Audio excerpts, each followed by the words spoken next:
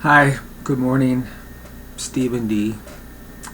I don't usually do this, but in light of the reaction I got yesterday, um, particularly at Caucus 99% to this my prior video about um, Hillary Clinton and misogyny, I thought I would respond to some of the issues that were raised. First, I want to make a quick point that I've been doing more videos recently because my health has not been great, and it's simply easier for me to do one of these than to write everything out. And I'm not going to go into details, but just it's just been easier for me to do a video. Now to the issues that were raised. One of the first things that I saw was a complaint about PC police. Well, I'm not trying to be a PC policeman or person or whatever. For me, it's an issue of simple,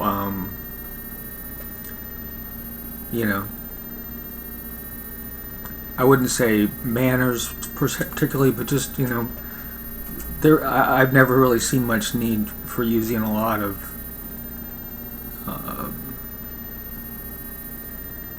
swear words, a lot of, slurs, a lot of other things in any kind of speech when you're angry or upset with somebody. I prefer to be more direct about my criticisms and more precise. Yes, there are times when I do, in my personal life, use those words, but I've tried to tend to not to do that. And if you'll note that the article, or the title of the article I wrote said, I asked people, I said, please, can we please do this? So I'm not demanding that anybody do anything. It's perfectly within your right to express yourself however you wish. Really, I don't have any power or ability to stop you. I don't have any particular position at Caucus 99% that would give me that authority. I'm just somebody who's allowed to post there, like everybody else.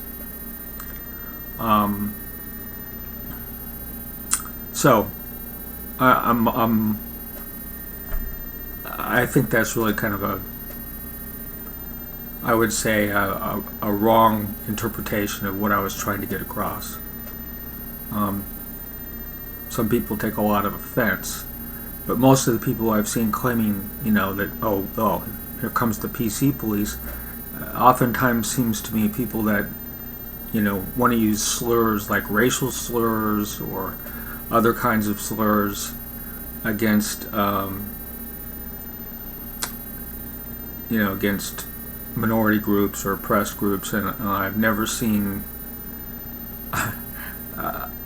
That always struck me as a bunch of bullshit, to be honest with you.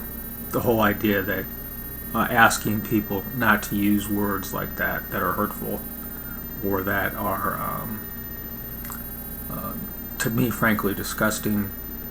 I don't see a reason why that should be called political correctness. I think that's a term that's been framed by the right, and even using it is buying into the right-wing framework. So there's that. That's my opinion. And again, I would say I was asking people, but I'm not telling you what to do. You can do whatever you like. Second, I saw a comment about I was mansplaining, which again is a term I understand. I'll tell you where my mansplaining or whatever about this came from. It came from the women in my life. It came from my wife, Clara, and from my daughter. When I have used language that I didn't realize was, or that was sexist, or tied into racial stereotypes or whatever. I've never claimed to be a particularly flawless person in any respect. And for me, it's always been an ongoing process of trying to learn to be a better person, a better human being. And there have been times when I've gotten reamed by my daughter and my wife about use of language, and had to have it explained to me that no, this is hurtful and this is why. And so if I was mansplaining, well, I was just repeating what I've been told by the two most important women in my life, both of whom are pretty adamant that terms like that shouldn't be used against anybody. Certainly not. I think when it falls too neatly into a narrative to distract what are legitimate criticisms against someone such as Hillary Clinton. But if you want to think I was mansplaining, or that was, what I was doing, fine, that's your opinion.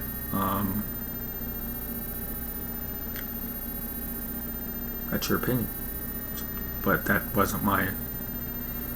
It wasn't my opinion of what I was doing. I was simply trying to say, hey, can we not do this here? And by here, I didn't just necessarily refer to C99, but also to some of the Reddit sites I visit, and that are, I think, I'm not going to name them here, but I think you know which ones I refer to, since they're sites that a lot of people at C99 also frequent. Third complaint I saw was that I was raising gender identity issues or identity politics.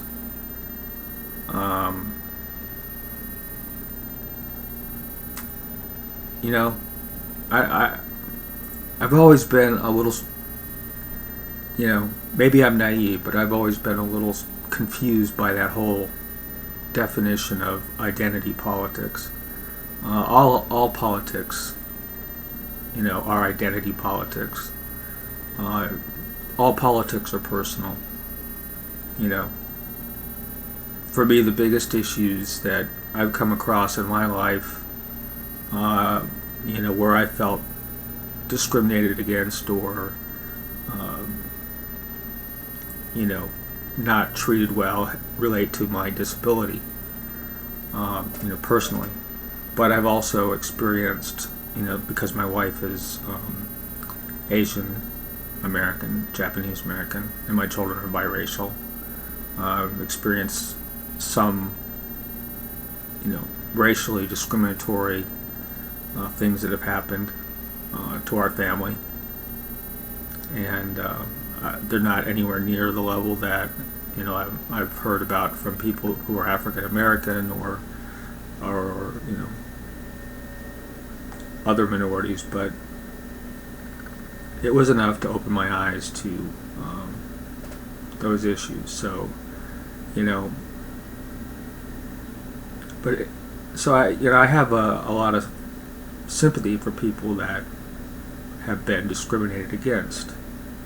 And as you'll well know, I when I first came on, out of the closet, so to speak, out of being anonymous online, and wrote my essay about this is who I am, I admitted I was bisexual. And I've heard plenty of homophobic comments, not directed at me, but certainly into my lifetime. And I've certainly known enough people who have been I've had people I've known who were beaten up, assaulted, put in the hospital, because they were gay. And as we all know, Robin here at C99 does a great job of putting up posts regarding transgender issues and the issues faced by that community. And I don't see anybody objecting to identity politics there. So I think it's kind of a red herring, this whole issue of claiming identity politics. I mean, I understand the issue that Hillary Clinton has made, has abused the idea that, well, I'm a woman and I'm going to be the first woman president, and that's important, and you should vote for me for that reason. But I remember when Obama was running for president, and there was a lot of people that were making a big deal about him being the first African American president, and during the campaign and then afterwards. And I don't remember people being particularly upset about it at the time.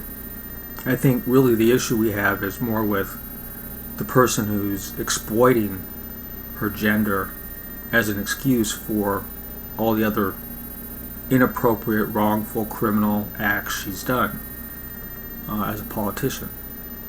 And I think that really should be the focus. It's not, I don't think we should be focusing on her gender at all. She can focus on it if she wants to. Her surrogates can focus on it, but I think our focus should be on what we see as her failings as a human being, as a politician, and as a candidate. And that's certainly been my focus. So, those are the reasons I wanted to, make a response to what I saw yesterday in the comments forum. I wasn't feeling particularly great yesterday, and I didn't feel like responding to every single one. I didn't feel it would be useful.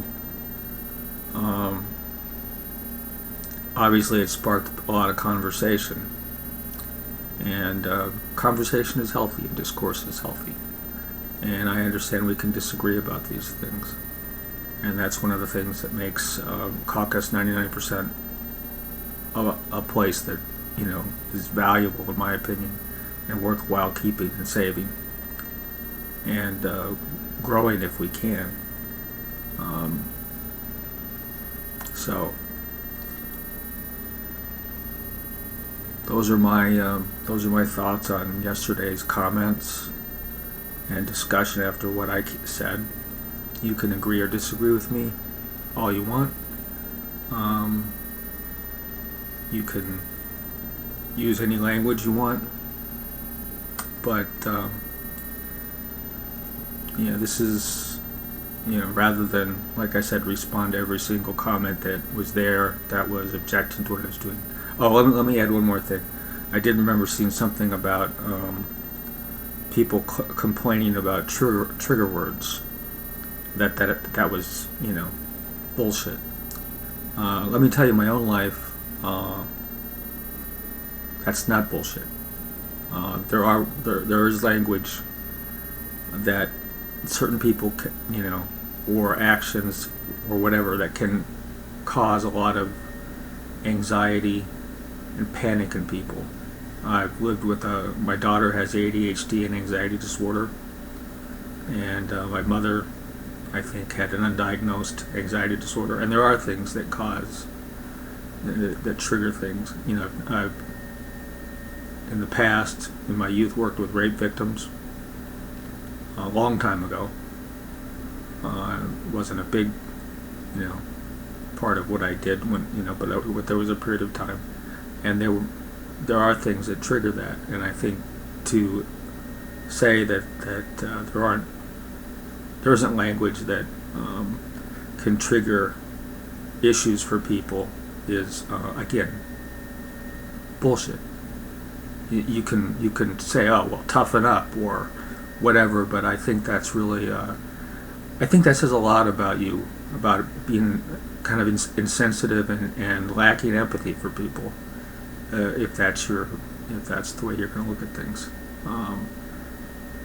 I've run across a lot of people with PTSD, and there are things that trigger them quite easily. I've run across veterans from the Iraq and Afghanistan wars, just by chance, and just even bringing up the issue of the war would be enough to trigger them to go into